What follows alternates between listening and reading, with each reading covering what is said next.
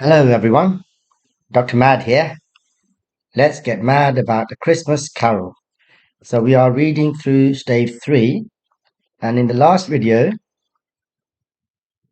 we had got to this paragraph, and I had read through it, but I haven't explained it. I did say that I was going to read it again, but I won't do that to save time. So, if you do need to hear it again, please go and listen to the previous video. But what I will do now is explain this paragraph. So, just a quick recap. The second spirit has arrived and has taken Scrooge to a street, a city street. And even though the street itself and the area is a bit dirty and polluted, the people are happy. And the reason being that it's Christmas. So that's what's been happening in these previous couple of paragraphs. And this next paragraph is kind of similar. So they're shoveling away, clearing the snow, and they are jovial, which means jolly and happy, full of glee, which is another word for joy, and they're calling out to each other. So they're kind of standing on the tops of their houses, and a parapet is a low wall that protects you from stops you from falling over, and they're throwing snowballs at each other. So facetious means funny or jolly. So facetious snowball. So obviously personification here being used by Dickens. And Dickens is saying that in some ways snowballs are more fun than words, and they're laughing as they do so, whether they hit their target or not. The chicken shops are still half open. The fruiterers, which means the shop selling fruit, are radiant in their glory. So radiant means shining. But these are shops. So again, personification. So Dickens is a master of description.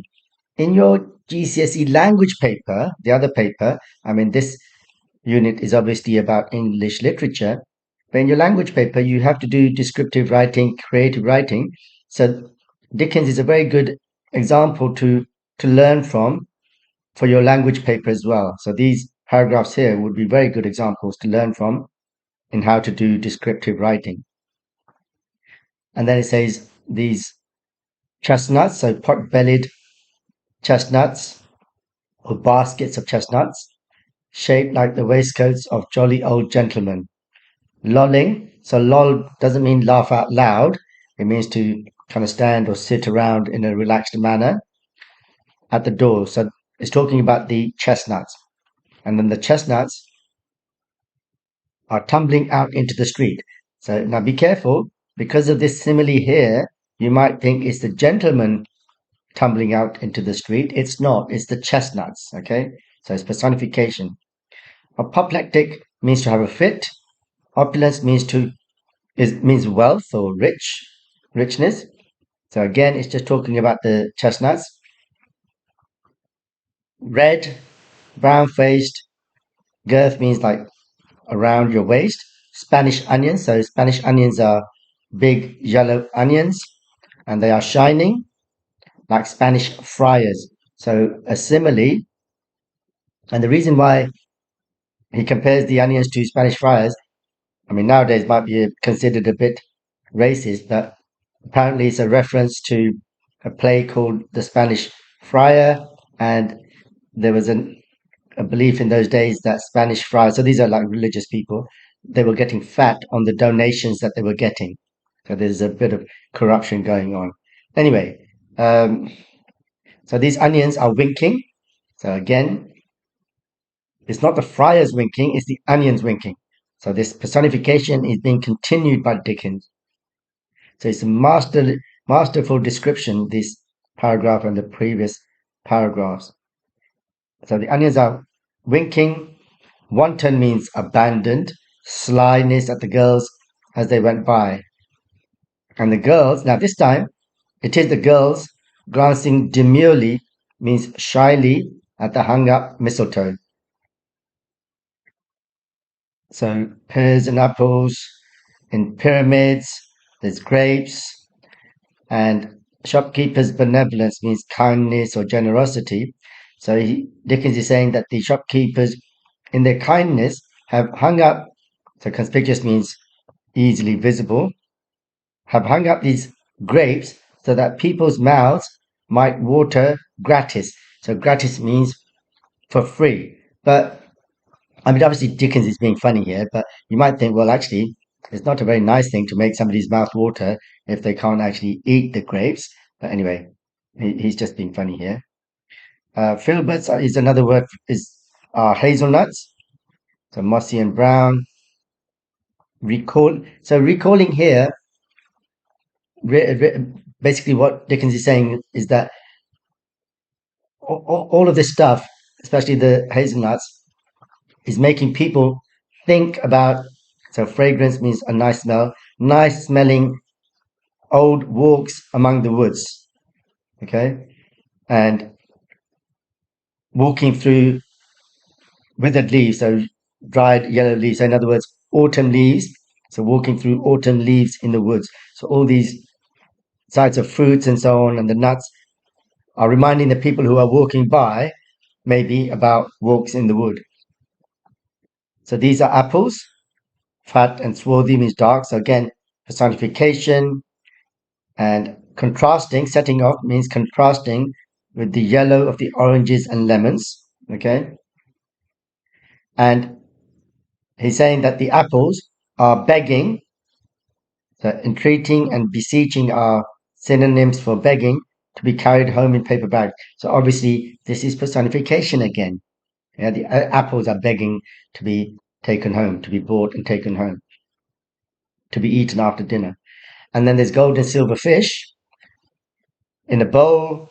And Dickens says that although the fish are stagnant, bloodied race, so fish are cold blooded. That's what Dickens is saying. That even the fish, even though they're cold blooded, they seem to know what's going on. So again, personification, because obviously fish are not really aware, they don't think.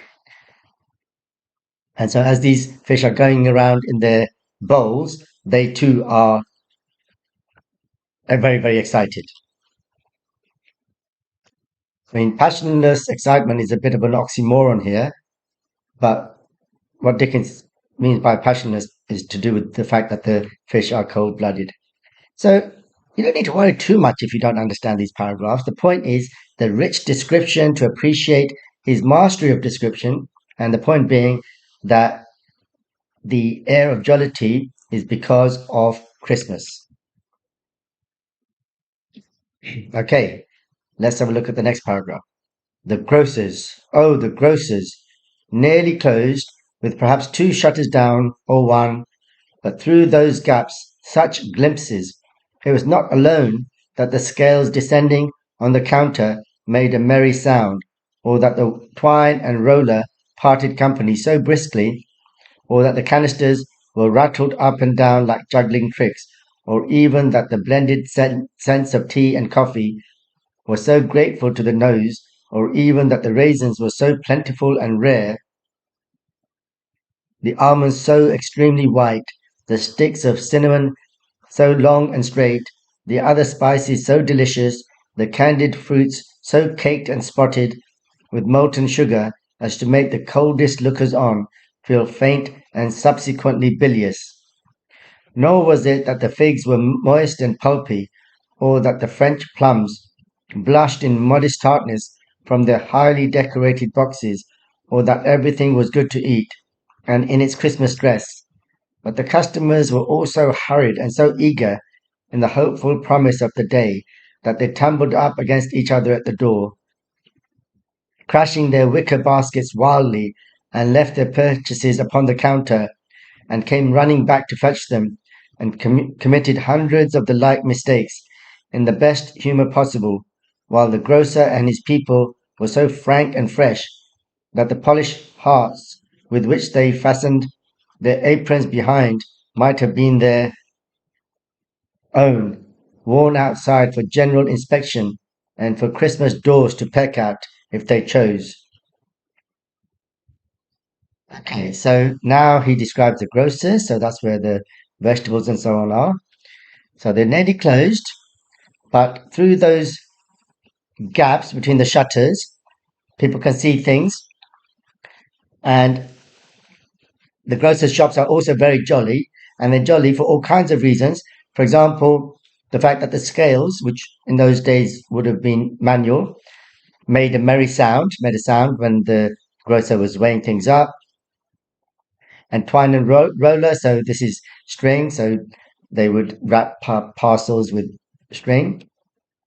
So when the grocer cut the string, or when the canisters, the containers or whatever, were rattled up and down like juggling tricks, so similarly there, or the blended sense of tea and coffee was so grateful to the nose, so it had a really lovely smell, or the raisins. So notice here, long list, by the way, not just of words, but of phrases and descriptive phrases. And they had all the raisins and the almonds, so white. Cinnamon is a very nice smelling stick like thing, so long and straight. There's all these other spices, so delicious. Candied fruit means fruit soaked in hot sugary syrup. But there was so much sugar that actually made people feel a bit sick. Okay, and so all of these are list of things that are creating the jolly atmosphere. And on top of that, there were the figs, which were moist and pulpy. The French plums blushed in modest tartness. So tartness means sharpness. And obviously, again, personification here. And they're sitting in their highly decorated boxes. So everything is good to eat. And in its Christmas dress, meaning decorated with Christmassy things. But this is all fruits and vegetables, okay, not people.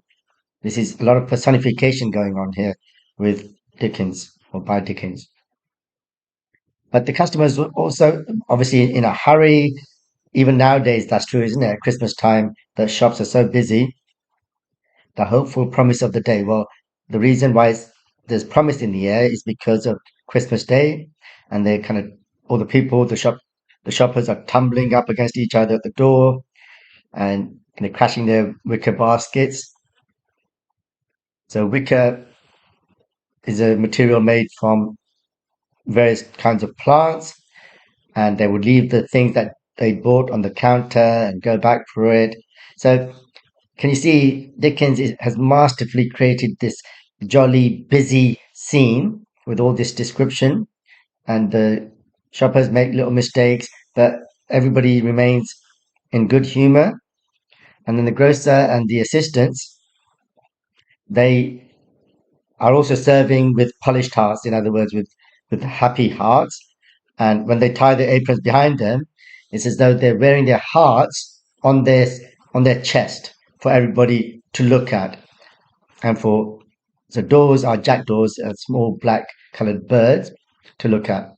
So you don't need to worry too much about all this. You don't need to understand it as such unless you want to, just out of interest.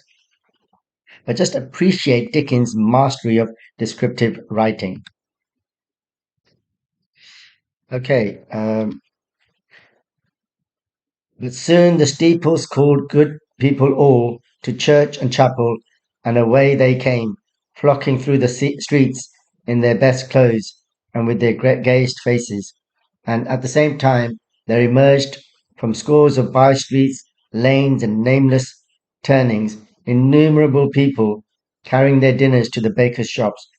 The sight of these poor revellers appeared to interest the spirit very much, for he stood with Scrooge beside him in a baker's doorway, and taking off the covers as their bearers passed, sprinkled incense on their dinners from his torch.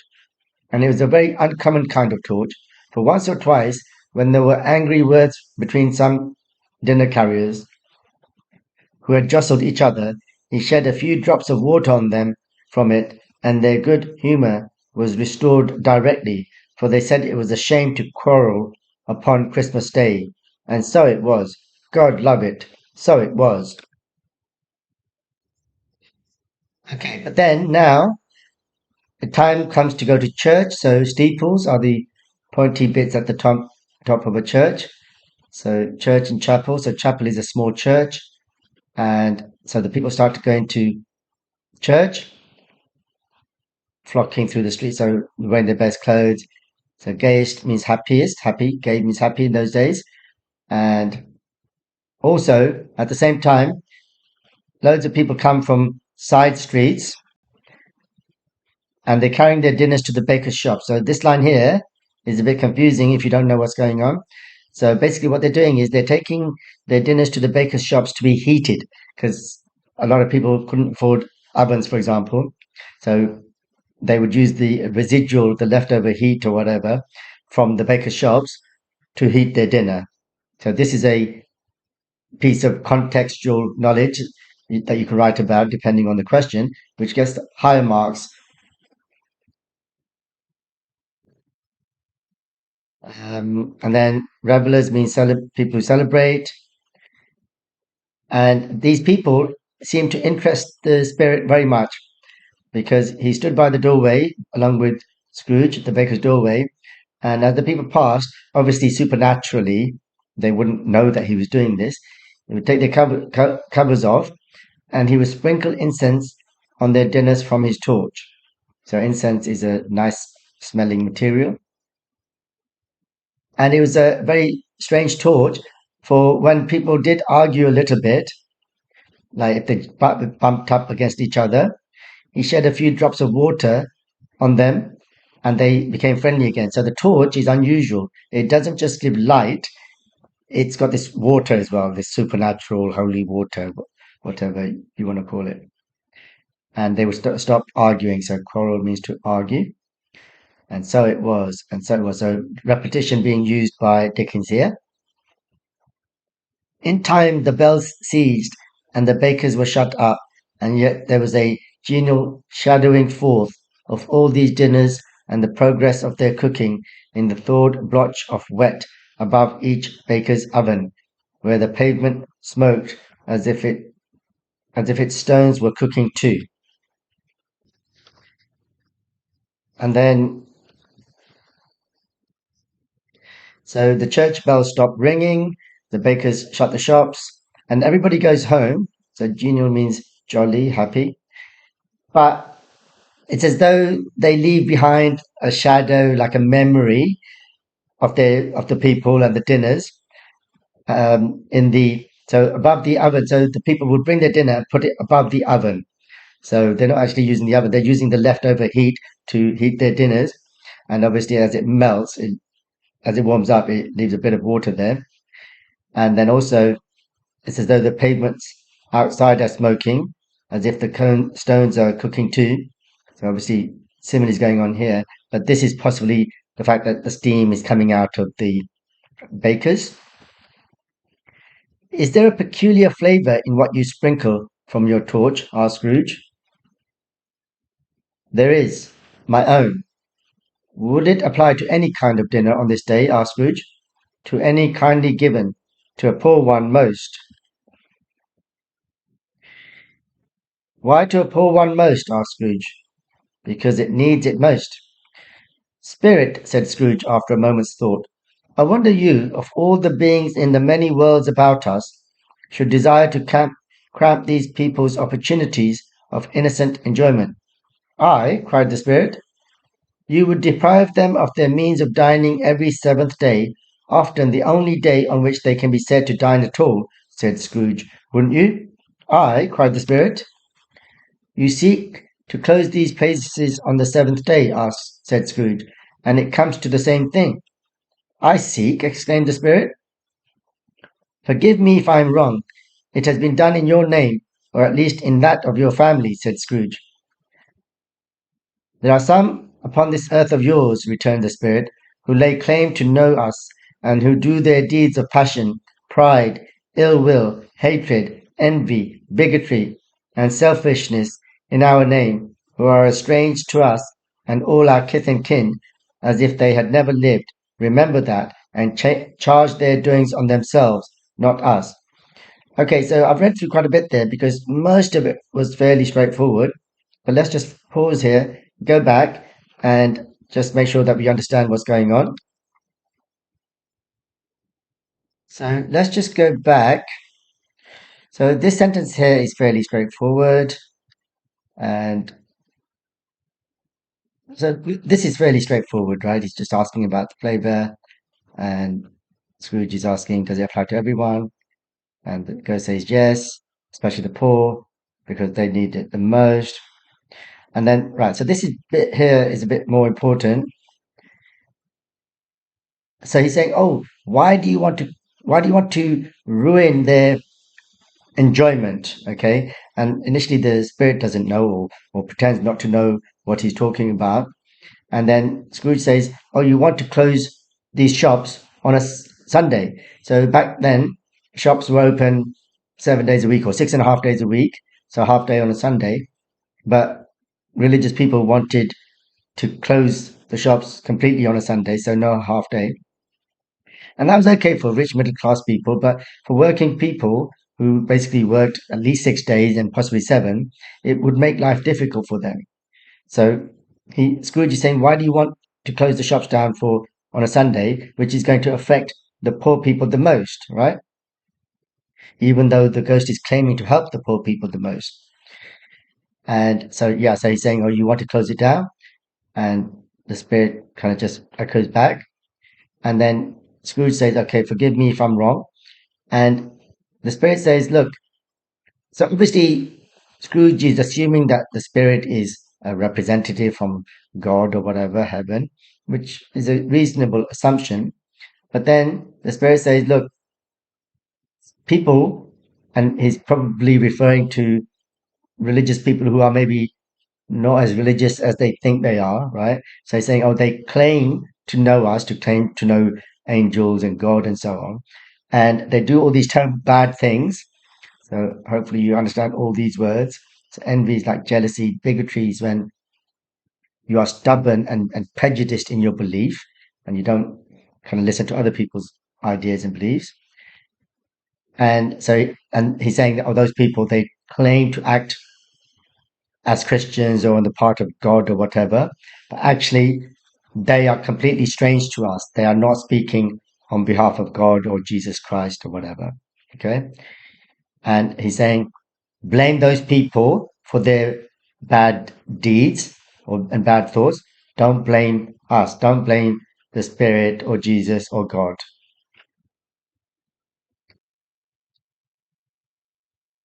Scrooge promised that he would, and they went on, invisible as they had been before, into the suburbs of the town. It was a remarkable quality of the ghost, which Scrooge had observed at the baker's, that notwithstanding his gigantic size, he could accommodate himself to any place with ease, and that he stood beneath a low roof quite as gracefully and like a supernatural creature as it was possible he could have done in any lofty hall.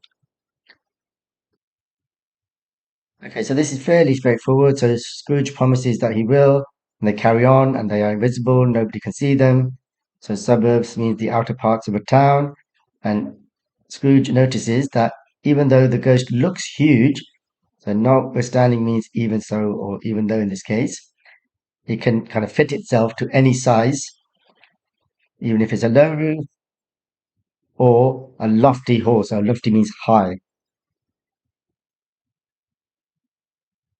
And perhaps it was the pleasure the good spirit had in showing off this power of his, or else it was his own kind, generous, hearty nature, and his sympathy with all poor men, that led him straight to Scrooge's clerk's. For there he went, and took Scrooge with him, holding to his robe, and on the threshold of the door the spirit smiled, and stopped to bless Bob Cratchit's dwelling with the sprinkling of his torch. Think of that. Bob had but 15 bob a week himself. He pocketed on Saturdays, but 15 copies of his Christian name, and yet the ghost of Christmas present blessed his four-roomed house. Okay, so what this means is that when it says, oh, perhaps it was showing off this power, in other words, the ability to fit into any space, he takes him to Scrooge's clerk's house. So what we can infer, what we can work out from that, is that the clerk's house must be must be very small, and we know it's going to be small because he's very poor. Okay, So he takes Scrooge with him to his house.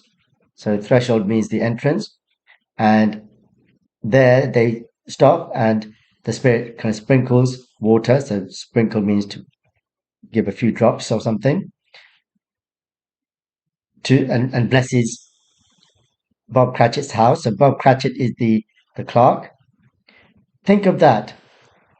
And here it tells us that Bob earned 15 bob a week. So Bob is a nickname for shilling, which was 5p. So obviously in those days, 5p would be a lot more than it is now. But even so, in total, he earned 75 pence a week, which, yes, would be more than it is now, but it would still be not very much at all. Okay. And this is just a little bit of humor from Dickens here, that his name is Bob and the money is also called Bob. And yet so this sentence here is interesting in the sense that, so what he's implying is that most people in those days would look down on the poor. They didn't care about the poor. Okay. But this ghost does care, and he stops and blesses the house. Then up rose Mrs. Cratchit, Cratchit's wife, dressed out but poorly in a twice-turned gown, but brave in ribbons, which are cheap, and make a goodly show for sixpence.